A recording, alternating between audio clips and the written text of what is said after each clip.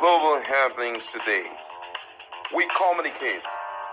We analyze global news. Stay tuned. Hello beautiful people, welcome back to our channel. Right now, Peter Obi and the Obedient movement, particularly one of the staunch supporters of Peter Obi, seem not to be on the same page, and it has to do with one of the strong statements made by Peter Obi during the tributes given to the late Pa Edwin Clark, where Peter Obi did mention about where are the people who protested during the time of Jonathan, when inflation, price of fuel was just little compared to what we are facing right now. And if you ask me, Peter Obi did not misfire. He said it the way it is. And to sincerely speaking, this same set of persons who went on the street, went on rampage, were literally making it look as if the movement from just a few naira to a few naira was way too much. And now from 200 that Buhari left it to over 900 naira, everywhere seemed to be quiet, as if Nigerians are comfortable with it. Where are these same persons? Well, one of such persons happened to be Aisha Yesufu, who did protest then, and he decided to come back to address that matter. Let's dive into the news proper to find out exactly what is brewing. But before we do that, kindly subscribe to our channel. Now, a staunch Obidients and supporter of Obi, Aisha Yesufu, has criticized Peter Obi, the former Labour Party presidential candidate in the 2023 election, for condemning the protest against Goodluck Jonathan during his time as president. Obidients are supporters of Peter Obi, who formed a broad social and political movement to support his candidacy in the last election. It will be recalled that Peter Obi criticized the protest when the fuel pump price increased from 87 naira to 120 naira per litre under Goodluck Jonathan. Obi made his comments at the memorial lecture and the day of tribute for the late Niger Delta leader Pa Edwin Clark in Abuja on Wednesday, May 7, 2025. Where are those in 2012-2013 protested vigorously when they increased the fuel exchange rate, food and transport prices were moderate and manageable under President Jonathan? Obi asked. Where are those who called President Jonathan all sorts of names, clueless, corrupt, ineffective and lifeless government? Where are they now that the prices of everything have increased tenfold? Obi quipped. Reacting, Yesufu, who is a non-supporter of Obi, said, "First of all, I'm going to start with where Mr. Peter Obi said there was no need to protest during Jonathan's time. I think that's a very wrong illusion to have. Like, there's no need to protest." She continued, "Let's look at Nigeria, for example, and let's talk of countries in other parts of the world where they are doing very well. People are protesting every day. There's never a time when there is no need to protest." Well, that's true. And if Mr. Obi thinks he's going to get into office and think people will not protest, no matter how good he is, then he should drop that. What Peter Obi needs is to understand what everybody needs to understand, is that at that time, people were protesting against 120 naira. The 900 naira of today was in the future. Nobody protests for the future, she argued.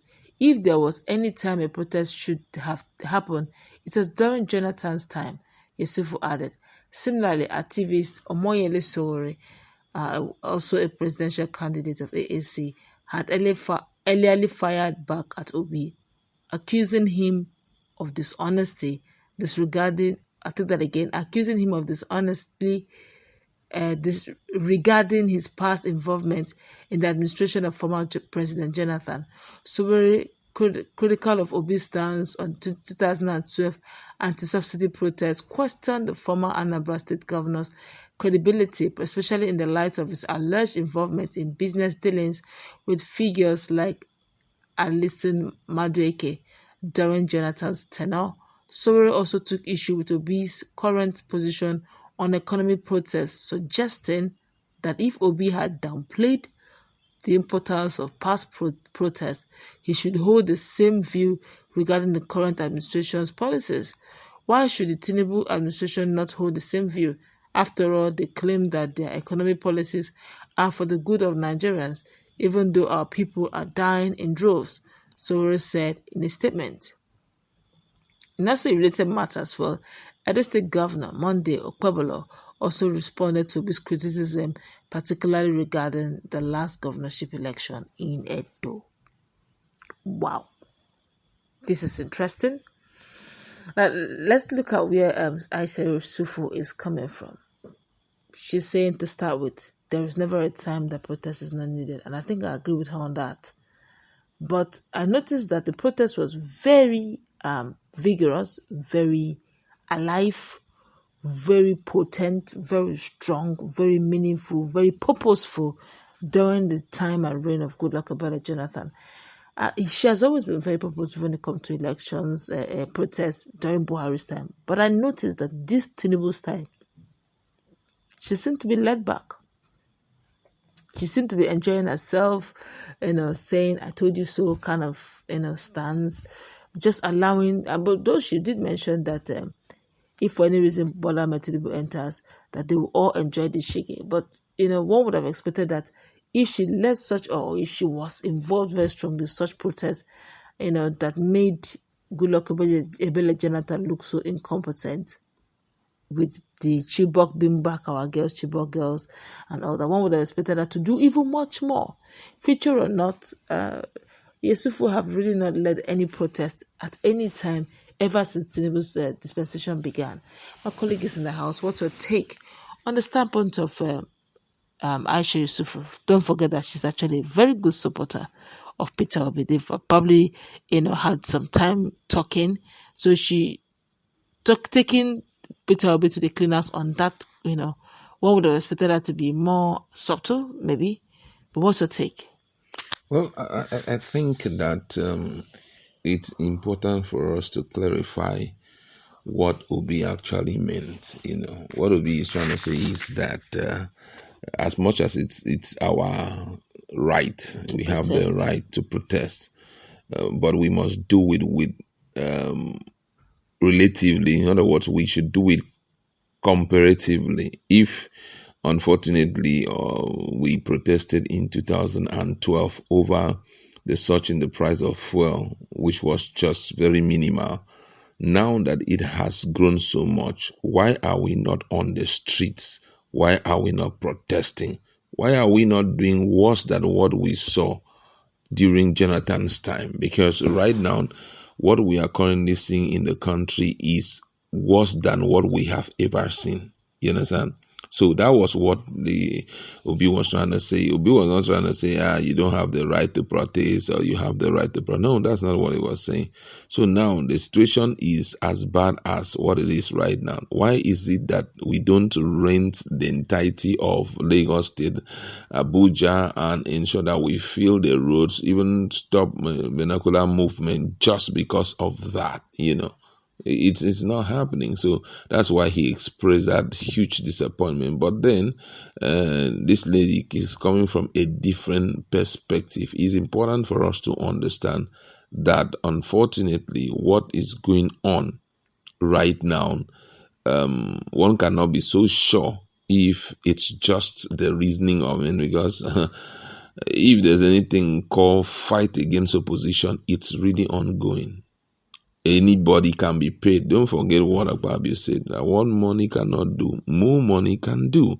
So right now, I'm not so sure that anybody will, I'm not so sure of anybody right now. Somebody can be paid to follow up on Obi because they just want to make sure that they trivialize everything he says, since he doesn't really have any, cockroach in his this thing cupboard. Yeah.